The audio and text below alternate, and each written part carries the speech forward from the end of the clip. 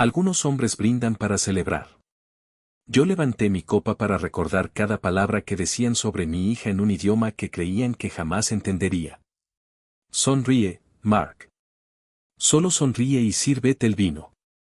Eso era lo que me repetía en esa mesa de Field & Men, el restaurante cerca de King Street en el centro de Leburg que había reservado con 3 semanas de antelación porque tenía ese tipo de vista, colinas onduladas, cercas de madera, caballos pastando tras un cristal que te hace sentir que perteneces a este lugar sin necesidad de decirlo en voz alta. Quería que los padres de Julian se sintieran bienvenidos. Quería que sintieran que el condado de Loudoun no era un lugar de paso, un punto intermedio entre Washington D.C. y la nada. Más que nada, quería que mi hija Mali mirara a su alrededor y viera a todo su mundo reunido en una misma sala, conviviendo en armonía. No lo conseguí. Conseguí algo más. Y todo empezó con la carta de vinos. Mark, ¿este es el Burdeos que elegiste? Preguntó Jean-Luc, sosteniendo la botella como si le hubiera hecho una ofensa personal. Su acento hacía que cada palabra sonara como un veredicto. En Francia, no serviríamos esto con el pato. En realidad es vino de Virginia, dije. De un viñedo local a unos 20 minutos de aquí. Jean-Luc dejó la botella como si tuviera un olor.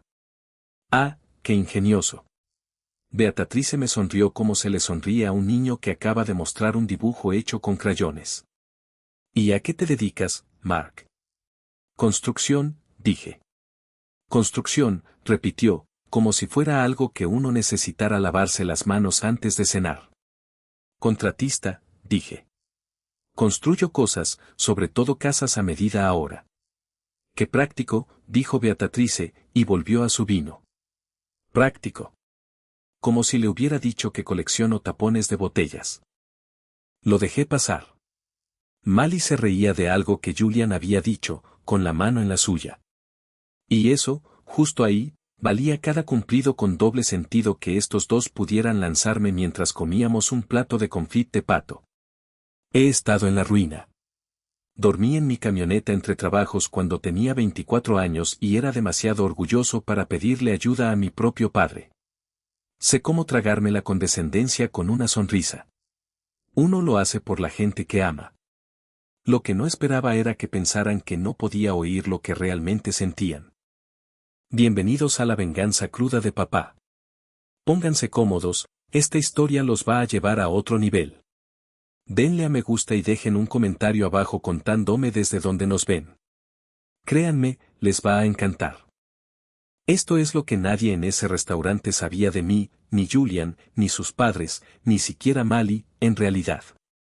Antes de empezar mi negocio de construcción, pasé 4 años trabajando en obras de construcción e infraestructura en el extranjero, sobre todo en León, a veces cerca de Marsella.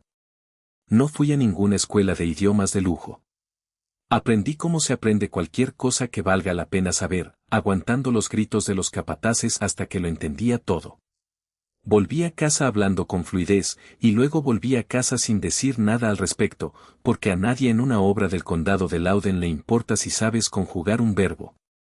Nunca surgió el tema. Nunca importó, hasta que sí importó. A mitad de la comida, Jean-Luc se inclinó hacia Beatrice y le susurró algo en francés, con una leve risa al final. Beatrice, creyendo estar a salvo, pensando que el tonto contratista estadounidense al otro lado de la mesa era solo un tipo que construye terrazas, le respondió en francés, como si encendiera un interruptor. ¿Creen que soy un mueble? Mantuve la cara impasible. Seguí cortando mi pollo y escuché.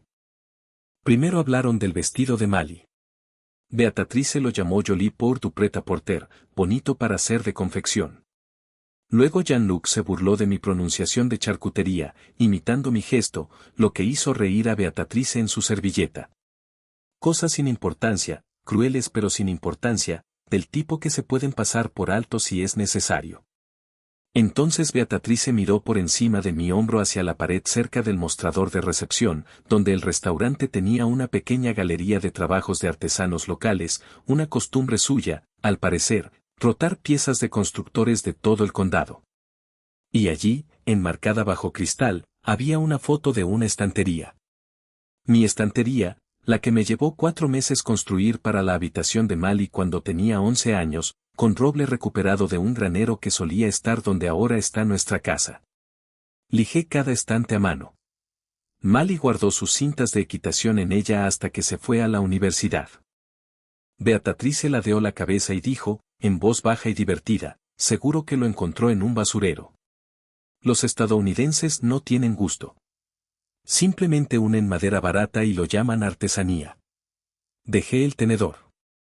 No con fuerza, sin armar un escándalo, simplemente lo dejé, con deliberación, con ese tipo de silencio que, si me conocieras, sabrías que significaba que algo había cambiado. Está hablando del estante que construí para mi hijita. Está hablando de 4 meses de mi vida como si fueran basura que recogí de la calle. Nadie en esa mesa se dio cuenta. Julian se estaba rellenando el vaso de agua. Mali revisaba su teléfono debajo de la mesa, sonriendo a algo. Beatrice dio un sorbo lento de vino, satisfecha consigo misma, como si acabara de soltar un chiste en una fiesta donde nadie hablaba su idioma. Excepto yo. Levanté la vista. Jean-Luc fue el primero en mirarme, solo una mirada, para ver si el estadounidense se había dado cuenta de algo. Le sonreí, una sonrisa sencilla, cálida, de esas que dicen que todo está bien. Sabes, dije en inglés, dejando la servilleta en mi regazo, siempre he pensado que las cosas que la gente construye con sus propias manos dicen más de ellos que cualquier cosa que puedan comprar. ¿No estás de acuerdo, Jean-Luc? Jean-Luc parpadeó. Por supuesto. Bien, dije.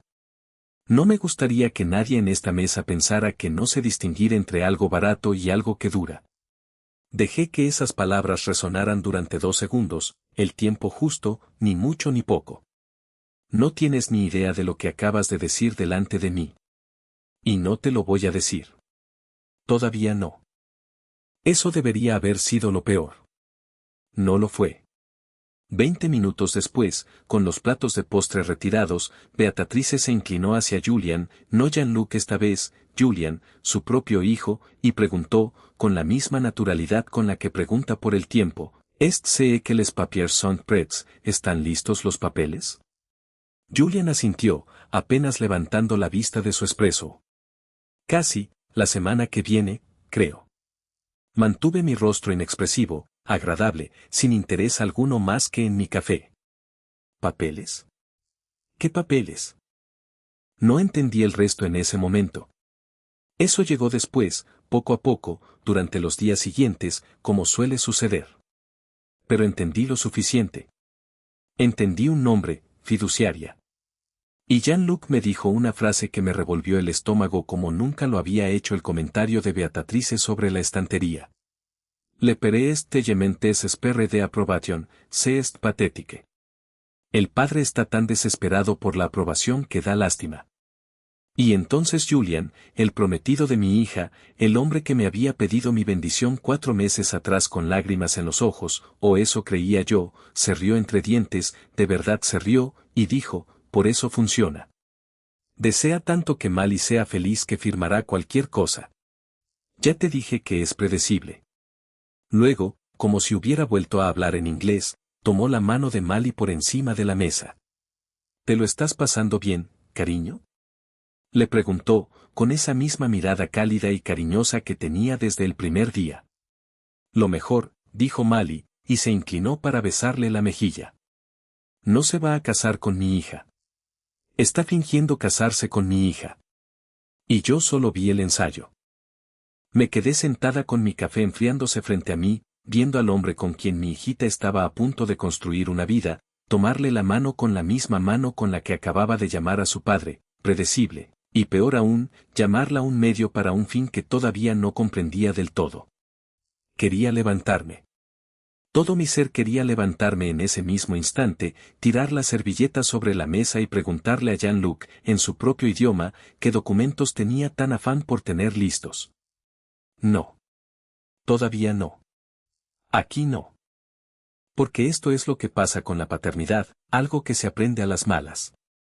Si te enfadas en un restaurante por algo que tu hija ni siquiera puede oír, no eres el héroe de la historia. Eres solo el padre celoso y controlador que arruinó su cena de compromiso. Mali defendería a Julian. Se disculparía con sus padres en mi nombre.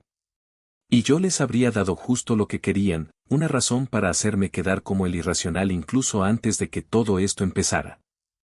Así que sonreí. Pagué la cuenta, la propina en efectivo, todo.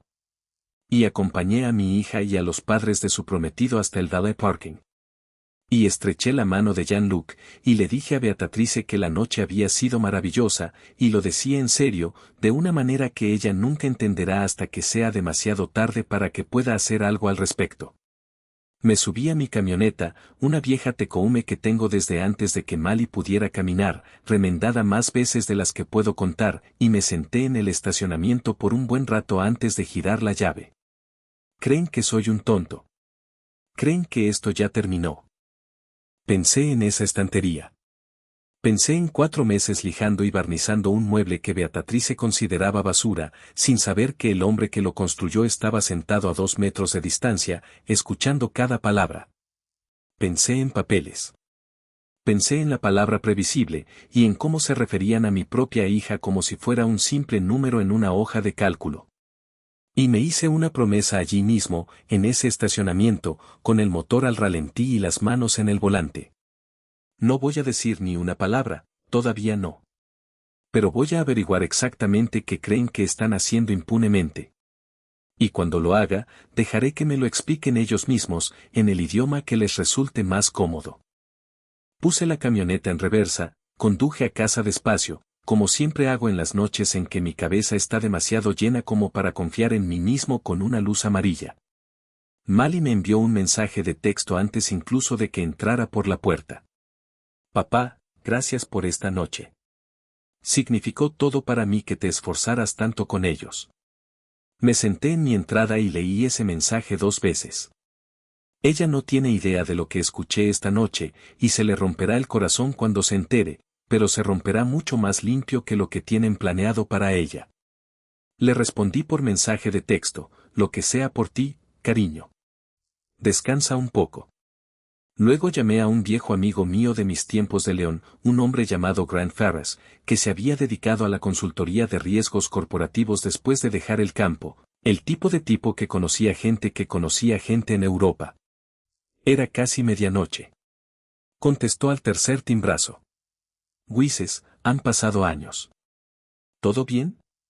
No, dije. Necesito un favor, y necesito que seas muy, muy bueno en lo que haces.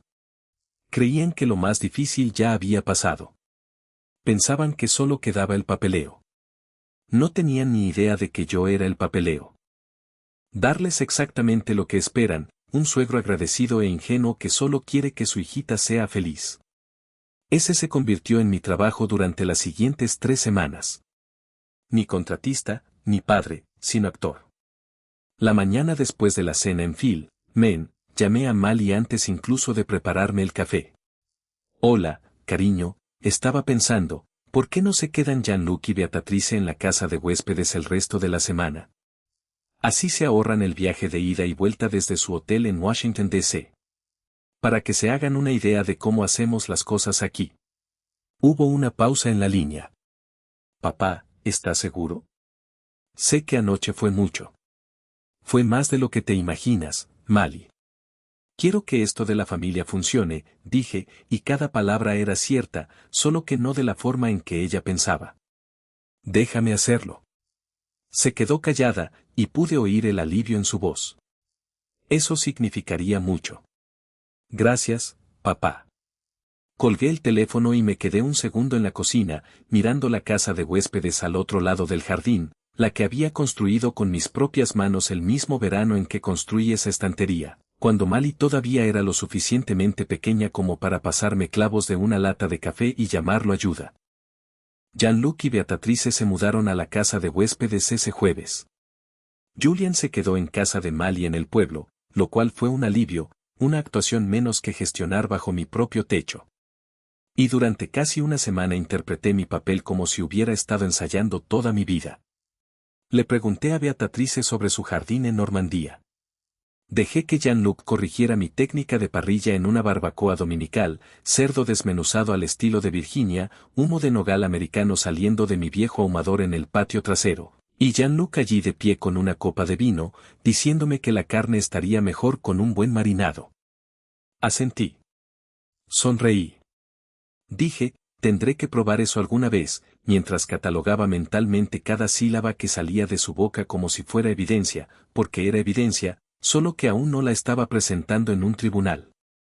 El jueves por la noche, después de que Jean-Luc y Beatrice se acostaran temprano, alegando jet lag, aunque yo tenía la corazonada de que era otra cosa lo que los mantenía cansados, me senté en mi camioneta en la entrada con mi teléfono y llamé a Grant Farras.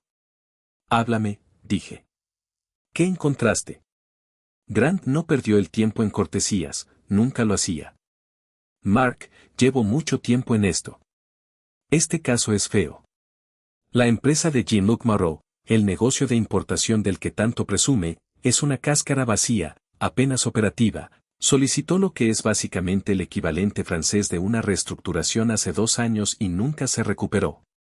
Hay embargos fiscales acumulados sobre la finca familiar en Normandía desde hace 3 años. Estamos hablando de cifras reales, Mark, cifras que no se solucionan vendiendo una bodega. Me quedé allí sentado, agarrando el volante, mirando las oscuras ventanas de mi propia casa de huéspedes como si pudiera ver a través de las paredes. ¿Y Julian?, pregunté. Grant exhaló, y eso me lo dijo antes incluso de que lo dijera. Julian tiene una demanda civil abierta en Francia, un negocio fallido, una especie de plan de importación y exportación que fracasó hace 2 años y que arrastró consigo a varios inversores. Nada delictivo, pero tampoco es algo insignificante. Y Mark, nunca le mencionó nada de esto a tu hija. Jamás, ni una palabra. No, dije, ni una palabra. Hay más, dijo Grant. Mencionaste que han estado hablando de algún tipo de acuerdo fiduciario, posnupcial. Lo llaman planificación patrimonial. Apostaría mi casa a que no es planificación patrimonial, dijo Grant. Suena mucho más a un salvavidas. Si pueden obtener acceso a tu terreno comercial a través de un fideicomiso conjunto, especialmente algo estructurado en el extranjero, eso es liquidez, eso es garantía. Esa es una forma de evitar que todo se derrumbe sin que nadie en casa sepa lo mal que se puso. Me quedé sentado en la oscuridad por un largo momento después de colgar, dejando que todo se asimilara. No volaron 6.000 millas para darme la bienvenida a su familia. Volaron 6.000 millas porque poseo algo que necesitan. Pensé en el rostro de Mali en esa cena, la forma en que había mirado a Julian como si él hubiera hecho la luna, la forma en que me había enviado un mensaje de texto esa noche, gracias por esforzarte tanto con ellos, pensando que su padre era el que necesitaba demostrar su valía. Ella no tiene ni idea de que es ella quien está haciendo la audición. Y no tiene ni idea de para qué. Esa noche no dormí mucho. La oportunidad llegó ese domingo. Los invité a un brunch en el porche trasero, jamón de Virginia, galletas y un buen café francés que sabía que Jean-Luc no podría criticar. Mark, comenzó Jean-Luc, dejando su café y adoptando su encanto suave y ensayado, Julian nos dice que tienes una considerable extensión de terreno comercial cerca de la carretera. En Europa, el patrimonio familiar está consolidado. Estamos preparando un borrador de fideicomiso familiar conjunto a través de nuestros abogados de sucesiones, algo para proteger a Mali y Julian a largo plazo. Nos gustaría revisarlo contigo antes de la boda. No me dio un bolígrafo. Estaba tanteando, probando si el ingenuo contratista cedería antes de pagar a sus abogados para finalizar el papeleo. De familia a familia, añadió Beatrice en voz baja. Así es como protegemos a nuestros hijos. Eso suena muy generoso, dije, rascándome la mandíbula como un hombre que intenta comprender un concepto complejo. Yo construyo casas, Beatrice. No sé mucho de fideicomisos complicados. ¿Por qué no le pides a tu gente que me envíe el borrador directamente? Yo lo revisaré. Observé el sutil brillo de triunfo en los ojos de Jean-Luc. Creía haber puesto el cebo en el anzuelo, y yo estaba cayendo directamente en la red. Esa noche me senté solo en mi estudio con la carpeta extendida sobre mi escritorio, leyendo línea tras línea de un lenguaje que bien podría haber estado en francés por lo poco que entendía. Términos como estructura de fideicomiso irrevocable, términos como transferencia de interés beneficiario. Mis ojos se desviaban constantemente de la página. Construí una casa con mis propias manos. Puedo leer un plano al revés bajo la lluvia. No entiendo nada de esto. Casi no llamo. 20 años manejando mi propio negocio, mis propios contratos, mis propios reveses, hay un orgullo en eso, una terquedad, y no le gusta admitir cuando se ha metido en problemas. Pero pensé en Mali. Pensé en ella firmando algo así un día con una sonrisa en la cara, pensando que era un regalo de bodas. Levanté el teléfono a las 10 de la noche y llamé a Roger Callahan, mi abogado, un tipo al que había recurrido para cada transacción inmobiliaria y disputa contractual desde que comencé mi negocio hace 15 años. Roger, soy Mark. Disculpa la hora. Mark Weathers llamando después de las 9, esto no puede ser bueno, dijo Roger, y pude oírlo acomodarse en una silla al otro lado de la línea. ¿Qué está pasando? No entiendo nada de este lío de fideicomisos offshore, dije, y le leí 3 líneas seguidas, despacio, para que pudiera seguirme. Hubo una larga pausa por su parte, tan larga que sentí un nudo en el estómago antes incluso de que dijera una palabra. Mark, dijo Roger, con ese tono monótono e inexpresivo que usa cuando alguien intenta cometer un delito, esto no es un acuerdo prenupcial ni un regalo familiar. Es un acuerdo de garantía cruzada en el extranjero. Apreté el teléfono con más fuerza. Explícamelo en términos sencillos, Roger. Han estructurado este fideicomiso de tal manera que tu propiedad comercial actúa como garante principal del préstamo para la entidad europea de Jean-Luc, explicó Roger. Si su negocio entra en mora, lo cual, según la investigación de Grant, está a punto de suceder, los prestamistas extranjeros tendrán un gravamen inmediato e irrevocable sobre tu terreno. No le estás dando un fondo fiduciario a Mali, Mark. Estás firmando una confesión que hace que el trabajo de toda tu vida pague sus deudas extranjeras. Me recosté en la silla. Ahí está. Necesito que me envíes todo lo que tengas, dijo Roger. Todos los documentos, esta noche si puedes. Los tendrás en 10 minutos, dije. Colgué el teléfono y me quedé sentado en el silencio de mi estudio, y algo en mi pecho se quedó muy, muy quieto. No estaban intentando casarse con mi familia. Estaban intentando comprarla, e iban a usar el día de la boda de mi propia hija para hacerlo. Volví a pensar en la estantería. Pensé en Es predecible y el padre está tan desesperado por aprobación y en cada pequeña crueldad que habían dejado escapar en un lenguaje que creían una puerta cerrada. Ya no sentía rabia, al menos no esa rabia ardiente. Lo que se instaló en mí esa noche fue más frío, más firme. No soy un genio. Solo soy un hombre que sabe cuándo pedir ayuda. Y ahora tengo ayuda. A la mañana siguiente, encontré a Jean-Luc en el porche trasero con su café, en el mismo sitio de siempre, contemplando mi propiedad como un hombre que inspecciona un terreno que ya considera la mitad suyo. Buenos días, dije, sentándome frente a él. Leí esa carpeta anoche. Dejó la taza, atento ahora, con esa misma calidez habitual reflejada en su rostro. Y, sinceramente, es mucho, dije, pasándome la mano por el pelo como un hombre realmente abrumado. Esto suena maravilloso para Mali, de verdad lo creo. Pero quiero hacerlo bien. Deja que mi abogado de familia redacte un contrato maestro limpio y actualizado, algo sencillo, algo que todos puedan entender, y lo firmamos juntos, todos nosotros, en la cena de ensayo, delante de toda la familia. Vi cómo la sorpresa se reflejaba en su rostro, transformándose rápidamente en algo parecido a la alegría. Es una idea maravillosa, Mark, dijo Jean-Luc. Y le habría creído cada palabra si no hubiera oído lo que oí una semana antes. Una firma delante de todos, algo muy significativo. No tienes ni idea de lo significativo que fue.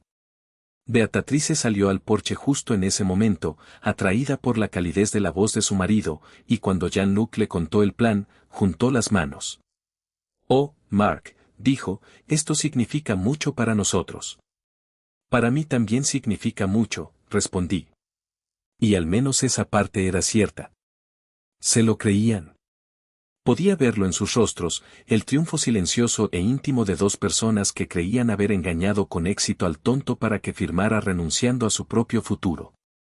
Los días entre aquella conversación en el porche y la cena de ensayo transcurrieron lentos y rápidos a la vez, lentos como siempre lo es la espera, rápidos como se siente una cuenta atrás cuando sabes exactamente lo que va a pasar. Roger trabajaba conmigo cada noche, construyendo la historia real hasta convertirla en algo claro e innegable, los embargos fiscales, la demanda, el lenguaje exacto enterrado en ese fideicomiso que habría entregado mi tierra a un hombre al otro lado del océano. Grant envió la documentación, traducida, notariada, impecable. Y cada día seguía sonriendo a Jean-Luc al otro lado de la mesa, seguía dejando que Beatrice corrigiera mi forma de decir charcutería, seguía dejando que Julian me estrechara la mano y me llamara papá con esa sonrisa suya tan relajada, como si ya fuéramos familia, como si no se hubiera sentado a la mesa 2 semanas antes y hubiera dicho que mi hija era predecible para sus propios padres. Mali, por su parte, pasó esas 2 semanas más feliz que nunca, planeando la distribución de las mesas, eligiendo su vestido para la cena de ensayo y enviándome fotos de opciones para los centros de mesa como si mi opinión sobre arreglos florales le importara a alguien. Papá, ¿qué piensas, rosas blancas o una mezcla de flores silvestres? Me quedé mirando el mensaje un buen rato antes de responder. Flores silvestres, porque dentro de una semana, cariño, te voy a devolver una vida que es realmente tuya, y quiero que parezca algo que creció aquí, no algo importado. Flores silvestres, le contesté. Siempre. La cena de ensayo estaba lista para ese sábado, las guirnaldas de luces estaban encargadas, la vajilla elegante estaba lista, Jean-Luc y Beatrice brindaban con champán a mi costa, convencidos con todas sus fuerzas de que esa era la noche en que finalmente ganarían. Si me han estado escuchando por un tiempo, dejen sus comentarios, denle a me gusta y asegúrense de estar suscritos. Levantaron sus copas por última vez esa noche, celebrando una victoria que en realidad nunca fue suya. Las guirnaldas de luces iluminaron el patio trasero aquella tarde de sábado, entrelazándose con los viejos robles que planté el mismo año en que nació Mali. Mesas largas cubiertas con manteles blancos, centros de mesa con flores silvestres, tarros de cristal llenos de margaritas y encaje de la reina Ana, tal como Mali lo deseaba. 40 de nuestros seres queridos reían, bebían y se pasaban platos de galletas de jamón de Virginia y trucha a la parrilla como si fuera una reunión veraniega cualquiera. Excepto que no lo era, y yo era la única en esa fiesta que lo sabía. Jean-Luc y Beatrice estaban cerca de la cabecera de la mesa, copas de champán en mano, mi champán, de una caja que compré específicamente para esa noche, aunque no por la razón que ellos pensaban. Beatrice llevaba un vestido color crema que probablemente costó más que mi primera camioneta. Jean-Luc tenía esa misma sonrisa fácil y condescendiente que había lucido desde la noche en que nos conocimos, como si nos estuviera haciendo un favor a todos con solo aparecer. Vi a Beatrice inclinarse hacia Julian cerca de la mesa de bebidas, con la voz baja, la mirada fija en mí al otro lado del jardín. No estaba lo suficientemente cerca para oírlo todo, con la banda calentando y 40 conversaciones simultáneas, pero no necesitaba oírlo todo. Ya había oído suficiente de esos dos como para deducir el resto solo por la forma de su boca y la leve inclinación de su barbilla. Regarde le sonríe, dijo, y alcancé a oírlo claramente a pesar del ruido. Míralo sonriendo. Julian sonrió con picardía en su vaso y dijo algo que no alcancé a oír, pero no necesitaba las palabras. Ya había oído ese tono antes, en Phil, Men, mientras comían confit de pato y hablaban de una estantería que consideraban basura.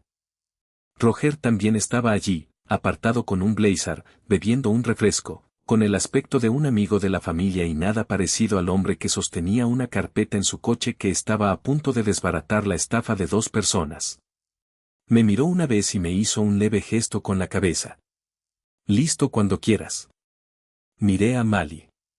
Estaba riendo con sus compañeras de cuarto de la universidad cerca de la mesa de postres, su vestido de la cena de ensayo brillaba con las luces de guirnalda, más feliz de lo que la había visto en mucho tiempo. Lo siento, cariño. Estoy a punto de romperte el corazón esta noche, pero prefiero romperlo ahora que ver cómo lo rompen lentamente durante el resto de tu vida, mentira tras mentira. Tomé mi vaso, lo golpeé una vez con mi anillo, el sonido rompió el ruido de la fiesta. Las conversaciones se fueron apagando una a una hasta que el único sonido que quedaba era el de los grillos empezando a cantar en la línea de árboles, y en algún lugar detrás de mí una guirnalda de luces zumbando débilmente en su cable. Si todos pudieran darme un minuto, dije, de pie a la cabecera de la mesa, les prometo que no los retrasaré mucho con la trucha. Eso provocó risas. La mayoría de ustedes me conocen, comencé. No me gustan los discursos, preferiría estar en un tejado en algún lugar que aquí arriba con todos ustedes mirándome. Otra risa fácil. Mali me sonrió desde su asiento, esa misma mirada dulce y agradecida que había tenido desde aquella primera cena. Gracias por esforzarte tanto con ellos. Lo intenté, cariño, solo que quizás no de la manera que piensas. Pero mi hija se casa en 2 semanas, dije, y desde que nació me he dedicado a darle una vida donde nunca tenga que preguntarse si la quieren, donde nunca tenga que dudar de si alguien le dice la verdad. Dejé que esas palabras calaran hondo un instante. Miré a Julian brevemente. Seguía sonriendo, con la copa en la mano, fingiendo no tener nada que ocultar. Pero no por mucho tiempo. Quiero agradecer a Jean-Luc y Beatrice, dije, girándome hacia ellos y alzando ligeramente mi copa, por haber venido hasta aquí para formar parte de esta familia. No es poca cosa, cruzar un océano para ver a gente que apenas conoces. Jean-Luc inclinó la cabeza, cortés y seguro. El placer es todo nuestro, Mark. Seguro que sí, dije. Algo en mi tono debió de calar hondo, porque vi la sonrisa de Beatrice asomar, apenas perceptible, como cuando se nota una corriente de aire bajo una puerta que se creía cerrada. Dado que nuestros invitados han viajado desde Normandía, dije, girándome hacia la cabecera de la mesa con voz firme y tranquila, pensé que era justo honrarlos en su lengua materna, sobre todo porque han pasado las últimas 3 semanas dando por hecho que no entendía ni una palabra. Miré directamente a Jean-Luc. El color empezó a desaparecer de su rostro. J.E. Vice continue. El acento que había reprimido durante 25 años salió con nitidez y naturalidad. Vi cómo el vaso de Jean-Luc se congelaba a medio camino de su boca. Beatrice se quedó completamente rígida. Durante 3 semanas, dije, mi voz resonando en el silencioso patio, hablaste de mi hija como si fuera una transacción comercial. Te reíste de mi trabajo, insultaste mi casa y llamaste a mi hija predecible mientras tramabas robarme mis tierras. Julian se removió en su silla, con el rostro enrojecido. Mark, para. Tú, Julian, dije, fría como el acero, cállate, Julian. Lo he oído todo, cada palabra, en la primera noche, en el restaurante. Me volví hacia la habitación y cambié al inglés sin problemas. Lo he oído todo. Las palabras cayeron sobre la mesa como un plato que se cae. 40 rostros se volvieron, primero hacia Jean-Luc y Beatrice, luego hacia mí, y después lentamente hacia Mali, cuyo rostro había pasado de la confusión a algo completamente distinto, algo que se quebraba. Papá, comenzó, con voz débil, ¿qué? Lo siento, cariño, dije, y lo decía más en serio que en mucho tiempo. No quería que te enteraras así, pero tampoco podía dejar que te enteraras después de la boda. Me incliné junto a mi silla y recogí la carpeta que Roger había traído, el mismo tipo de carpeta de cuero que Jean-Luc había deslizado sobre la mesa de mi porche 2 semanas antes, solo que esta no contenía ni una sola mentira. Hace 2 semanas, dije, abriendo el documento sobre la mesa para que todos lo vieran, Jean-Luc y Beatrice me pidieron que firmara un fideicomiso familiar. Lo llamaron planificación patrimonial, un regalo, dijeron, una forma de darnos la bienvenida a la familia como es debido. Pasé a la primera página. En realidad, se trataba de la transferencia de mi propiedad comercial a una entidad holding offshore controlada íntegramente por Jean-Luc Marot. Se oyeron exclamaciones de asombro en la mesa. La compañera de piso de Mali se tapó la boca. Roger permaneció en silencio cerca de la mesa de bebidas, dejándome explicarlo todo. La empresa de Jean-Luc en Francia es una cáscara vacía, dije, pasando otra página. Lleva 2 años en quiebra. Hay embargos fiscales contra su patrimonio que se remontan a mucho antes. Y Julian, lo miré fijamente, sin rastro de enfado en mi voz, solo contando los hechos. Tiene una demanda civil en curso en Francia por un negocio fallido que jamás mencionó a la mujer con la que se supone que se casará en 2 semanas. Eso no es, empezó Julian, levantándose a medias de su silla.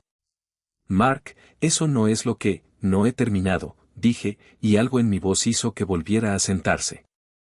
Mally miró fijamente a Julian, esperando de verdad, como cuando esperas a que alguien te demuestre que te equivocas sobre lo peor que has pensado de él. Julian abrió la boca, la cerró, la volvió a abrir. Mally, no es lo que parece. Ella lo interrumpió, y su voz, cuando llegó, era más tranquila de lo que esperaba, más fría de lo que jamás le había oído. Me llamaste tacaña, dijo. Te reíste de la casa de mi padre. Me convertiste en un peón en el plan de tu familia. Bajó la mano, lenta y deliberadamente, y se quitó el anillo del dedo, dejándolo en su plato justo al lado de su trucha intacta. Iba a pasar mi vida contigo, dijo, y tú ibas a pasar la tuya robándome. Se puso de pie, y en lugar de volverse hacia sus amigos, en lugar de huir como cualquiera la habría perdonado, rodeó la mesa hasta donde yo estaba. No se escondió detrás de mí. Se quedó a mi lado, hombro con hombro. Me volví hacia Julian, que aún no se había recuperado del todo, con sus padres a ambos lados pálidos y en silencio, acorralados por sus propias palabras, que volvían a ellos en un idioma que jamás habían imaginado que los traicionaría. Le entregué a Julian un segundo documento de la carpeta, esta vez no el fideicomiso. Es una factura detallada, dije, por cada gasto que su familia ha acumulado durante su estancia en mi casa de huéspedes, y un aviso formal de que deben desalojar mi propiedad mañana por la mañana. Jean-Luc fue el primero en hablar, débil y quebradiza. Mark, seguro que podemos hablar. Ya hablamos mucho, dije, en 2 idiomas, al parecer. Simplemente no participé hasta ahora. Tomé mi copa de champán, la misma que había alzado al comienzo de todo esto, y di un sorbo lento, saboreándola antes de dejarla sobre la mesa con un pequeño y deliberado clic. Ah, y Jean-Luc, dije, pagué la cena de esta noche con mi cuenta bancaria personal. Te diría que de nada, pero ambos sabemos que no lo dices en serio cuando dices gracias. Señalé hacia la entrada, hacia la casa de huéspedes iluminada con luces doradas al otro lado del jardín, la misma casa de huéspedes que construí con mis propias manos el mismo verano que aquella estantería. La casa de huéspedes está abierta, dije. Puedes quedarte allí esta noche, pero te recomiendo que llames a un hotel. El desayuno es mejor. Nadie en esa mesa dijo una palabra. Jean-Luc tensaba la mandíbula como si quisiera discutir, como si quisiera rescatar algo, cualquier cosa, de entre los escombros. Pero no quedaba nada que rescatar, no con una carpeta llena de documentos abierta sobre la mesa, no con las propias palabras de su hijo devueltas a él en el mismo idioma que creía que lo había hecho intocable. Miré a Mally. Ella me miró, con lágrimas en los ojos, pero su mandíbula estaba firme, segura. ¿Estás lista?, le pregunté en voz baja, solo para ella. Asintió. Juntos nos alejamos de esa mesa, pasando junto a las guirnaldas de luces, junto a las flores silvestres en sus frascos de vidrio, junto a 40 rostros atónitos y una carpeta que acababa de poner fin a una estafa que 2 personas habían llevado a cabo tras volar 6000 millas. Detrás de nosotros oí la voz quebrarse de Beatrice, aguda y desesperada, llamándonos, palabras que ni siquiera me molesté en escuchar en inglés o francés. Ya no importaba. Había oído todo lo que necesitaba oír de esa familia la primera noche, mientras comíamos confit de pato, pensando que no entendería ni una palabra. Te equivocaste en muchas cosas, Jean-Luc. Pero te equivocaste aún más en esto, al pensar que un hombre calloso con manos ásperas no sabría qué hacer con la verdad una vez que la tuviera. Mally me tomó de la mano mientras caminábamos hacia la casa, igual que solía hacerlo cuando era pequeña y me pasaba clavos de una lata de café y lo llamaba a ayudar. Gracias, papá, dijo en voz baja, por escuchar lo que yo no podía. Siempre, cariño, le dije. Cada palabra. Detrás de nosotros, Las luces de guirnalda seguían brillando sobre una tostada vacía y una familia que había cruzado el océano para llevarse algo de nosotros y se había marchado con nada más que el sonido de sus propias palabras, finalmente comprendidas. Si te gustó esta historia, dale a me gusta, suscríbete y deja un comentario abajo. Cuéntame desde dónde la ves. Nos vemos en el próximo video.